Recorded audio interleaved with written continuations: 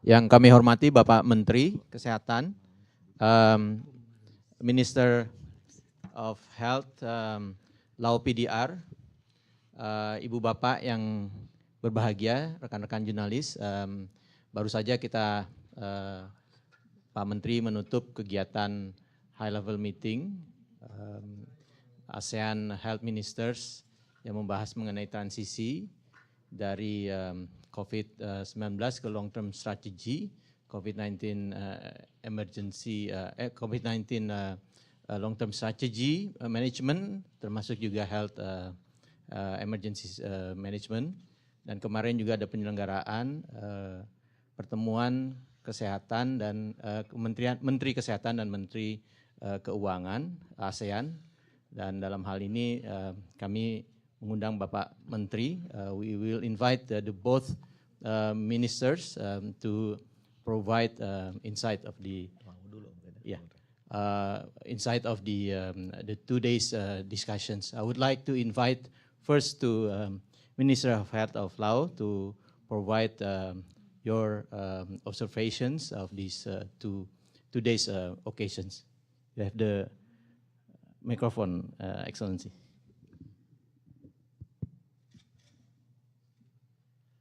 Excellency Minister Budi, I thank you very much that you organize very well this meeting and successfully completed. And I thank you very much that today meetings during the two day that we learn that how that we can prepare and do our best. The next ASEAN meeting in Laos next year, and we do hope that all ASEAN members, including Indonesia, will join this meeting in order to make our ASEAN health development agenda and health priority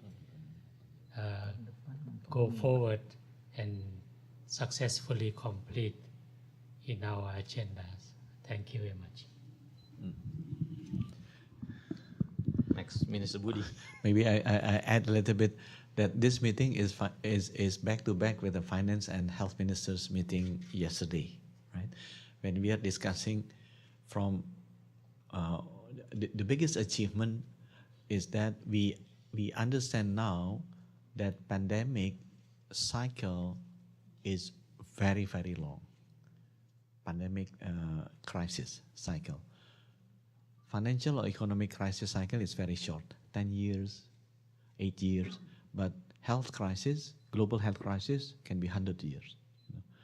So therefore, and like economic crisis, it also needs a lot of financial support. So if health sector only move alone, it will be very, very difficult without the support of the finance minister. So the good thing about this ASEAN meeting, last May, the leaders meeting agreed to have a joint finance and health ministers meeting to be prepared for the next pandemic that might happen at by the end after our generations. Yeah? It's very good because before the finance minister had many allocations of budget. But by having a joint finance and health means that there is a special event where the health minister can explain to finance minister why we need a certain allocation of money, especially for pandemic preparedness and preventions before the crisis happens. So that is what important. Then during today's meeting, what we are discussing is we need not only the money. Yes, we need the money, but we need the money to do what? Then we agree that we need the money to do two things. First, we have to strengthen our infrastructure. I call it the hardware. The surveillance lab, the pharmaceutical, the vaccine manufacturing capacity. Those are the PCR testing equipment. Those are the hardware or the infrastructure that we need to build. And this infrastructure need to build across the region. Like example, in Indonesia, at least 514 cities have to have this surveillance capability. So if there is a new virus emerge, we can detect them quickly, and providing a certain response. So the hardware is very important. The money that we have, we need to put it in the hardware to be prepared for the next pandemic. Second thing that's important is the human resources, the software, I call it.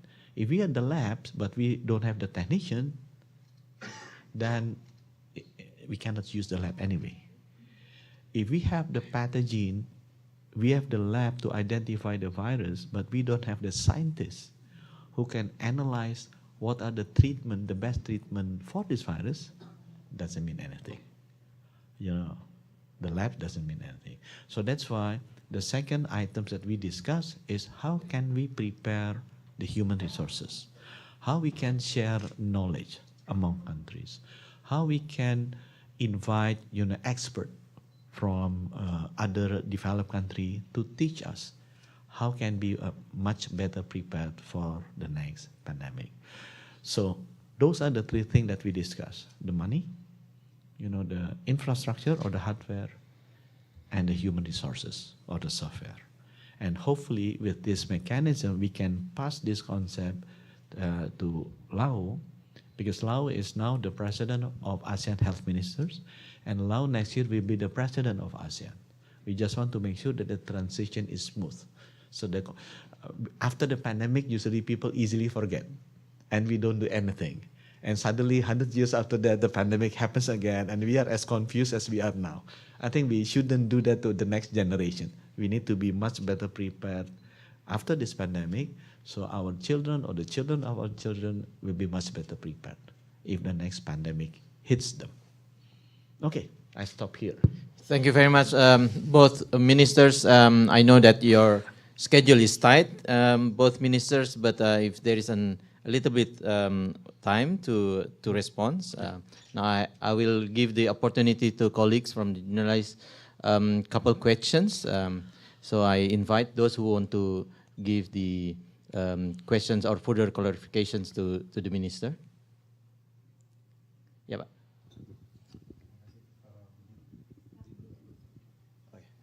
Ya, terima kasih. Saya Andi Firdaus dari kantor Berita Antara. Pak Budi, saya ingin bertanya sedikit, apakah dalam forum ASEAN ini juga dibahas tentang persoalan tentang sebaran tenaga kesehatan di ASEAN, kemudian sebaran pasien-pasien yang mungkin terakhir ini lebih banyak menuju ke Singapura dan beberapa negara lain di ASEAN. Apakah ini juga turut dibahas Pak dalam agenda kita hari ini? Terima kasih Pak. The questions posed by our journalist from Antara News is about has there been any discussions on the distributions of the health workers in the region during the past 2 days discussion, since there is also a trend in the regions that nationals from certain countries goes to another neighboring countries to get treatment. Okay, this high-level informal meeting basically discuss about our preparation for the next pandemic. So not discussing about the existing, healthcare services provided to the normal diseases like heart disease or stroke or cancer. So we are not discussing about that one, but we are discussing if the next pandemic happened, and do we have enough people to support? Like example, during COVID-19, we realized we don't have enough doctors because some of the doctors feel afraid to meet the client. So then we are forced to use a telemedicine function. We don't have enough vaccinator, to deliver like 400 million jabs to the arms of 200 million Indonesians. So how in the next pandemic, we are much better prepared if that things happen. We don't have enough tracers to trace if somebody got sick, and we would like to trace the families or relatives that close to this person. So those are the things that, in my view, need to be discussed. And at the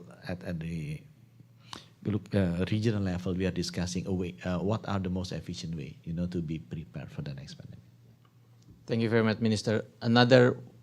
Is there anything would like to add, Ms. Boven?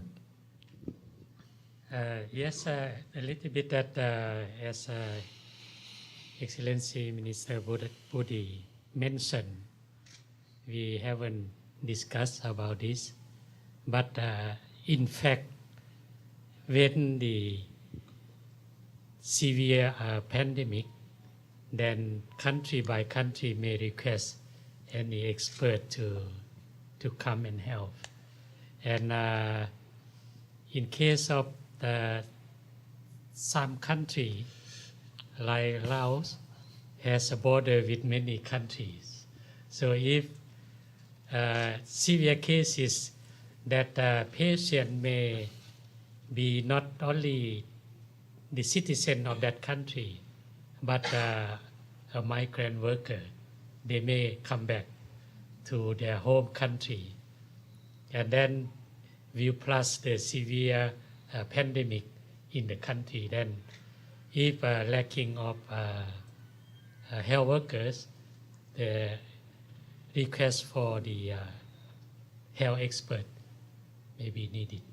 But very good question that in the future we have to think about more collaboration in terms of human resources. Thank you, ministers. One last round. Yes. Good afternoon. I'm Intan from Kompas Daily. I have two questions for Pak Budi. The first one, Intan. Yeah, Intan. Okay. What efforts are being made to strengthen the health architecture in Asian region, and especially to ensure the availability and accessibility of vaccines, medicines, and medical device needed in next emergency situation? And the second one, what mechanisms to utilize the funds in peacetime now? Okay, thank you. In ASEAN, what we have agreed and established related with pandemic is several initiatives.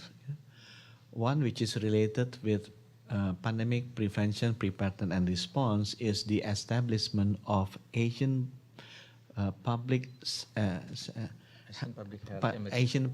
Health Center for Emergency and Emerging Diseases, APC HEAT, ASEAN Public Center, Public Health Center, APA, ACP HIT. ACP, ASEAN Center for Public Health for Emergency and Emerging Diseases. It's very difficult to do. So and we split. Indonesia is for surveillance, and Vietnam is for preparedness, and Thailand is for response.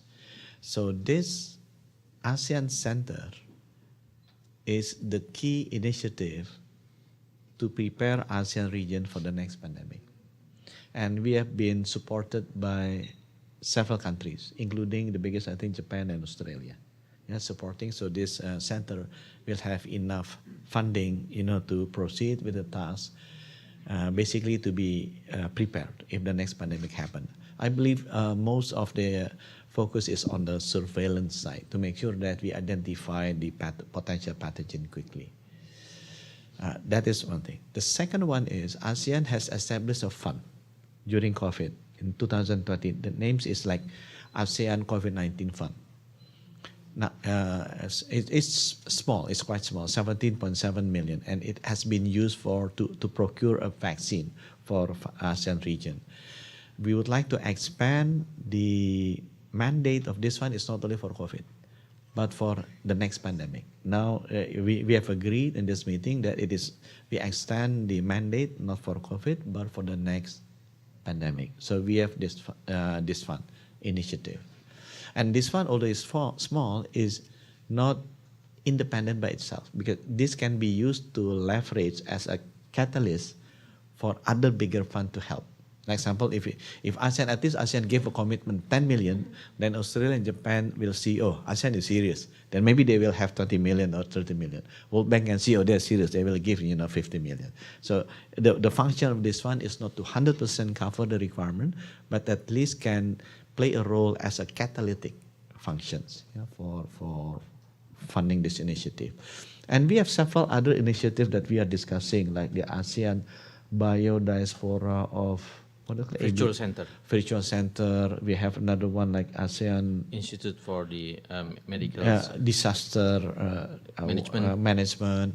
And we just, even for me, it's new in ASEAN Trust Fund. We have ASEAN Trust Fund, 1.9 billion US, if I'm not mistaken, is already there. But so far it's only focused on economy. But now actually health also can draw the fund from ASEAN Trust Fund. So we try to understand what are the initiatives in ASEAN. My view is, I think the initiative need to be combined. Too many initiatives, small one doesn't mean anything. But combining all those initiatives in single health program initiative, and then also health funding, the ASEAN health program and ASEAN health funding will be good. So that's why during the meeting yesterday, we asked the ASEAN Secretariat, to consolidate all of this initiative in healthcare to become at least we have one single view. And what are all ASEAN initiatives in healthcare? And then we also have a single view on the funding. Because now the ACP HEAT has their own funding, the ASEAN Trust Fund have their own funding, ASEAN COVID-19 has their own funding. We need to have a single view. And what are, the ASEAN funding mechanism available for health sector. So if we have the program, we have the funding, then we can channel this more effectively and efficiently. And I think this will happen during the Lao presidency. So Lao will be the one that will finalize this with the help of the ASEAN Secretariat. With that, I would like to thank both ministers. If there is any addition from Minister Bufeng. Minister Bufeng, thank you so very much. Minister Budi, also thank you very much for this press briefing. And I would like also thank the journalists that participate to this press briefing. And have a journey back, Minister Bufeng, to Laos tomorrow. Thank you.